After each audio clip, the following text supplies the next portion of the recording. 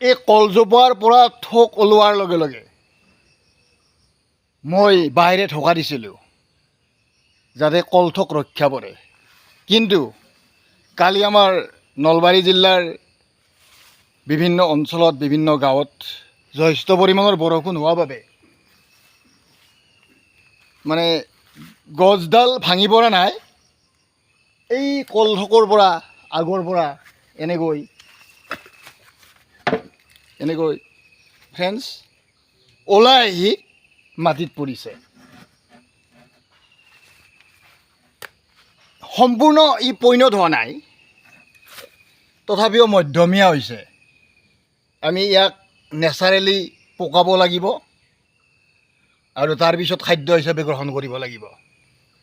চ' friends, এয়া হ'ল কেচেলোপা বেনেনা, কেচেলোপা কল। বিভিন্ন ঠাইত ইয়াৰ নাম বেলেগ বেলেগ হ'লেও আমাৰ নলবাৰী জিলাত, বিশেষকৈ অসমৰ নলবাৰী জিলাত কেচেলোপা কল বুলি কোৱা হয়। ই এনে এবিধ কল যিবিধ কলত ভিটামিন B6 থকাৰ উপৰিও ভিটামিন C ইয়াত আছে। ছাল চুলিৰ সমস্যা দূৰ কৰে ভিটামিন চিয়ে। B6এ শক্তি আনে।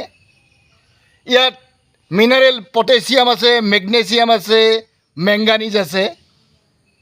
এইবিলাকে ব্লাড প্ৰেছাৰ নিয়ন্ত্ৰণ কৰে। তাৰ উপৰিও আছে, আমাৰ এই আহে পাকস্থলীৰ সমস্যা দূৰ কৰে। তাৰ উপৰিও ইয়াত নেচাৰেল যিটো মানে চুগাৰ, প্ৰাকৃতিক শৰ্কৰা ইয়াত ইনক্লুড হৈ আছে। সাংঘাতিক টেষ্টি, কাৰণ যিটো প্ৰাকৃতিক চেনি মানে নেচাৰেল চুগাৰ সাংঘাতিক টেষ্টি।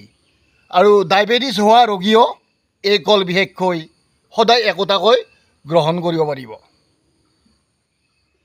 পাকস্থলীৰ সমস্যা, ছাল চুলিৰ সমস্যা, ব্লাড প্ৰেছাৰৰ সমস্যা এই কলবিধে নিয়ন্ত্ৰণ কৰে।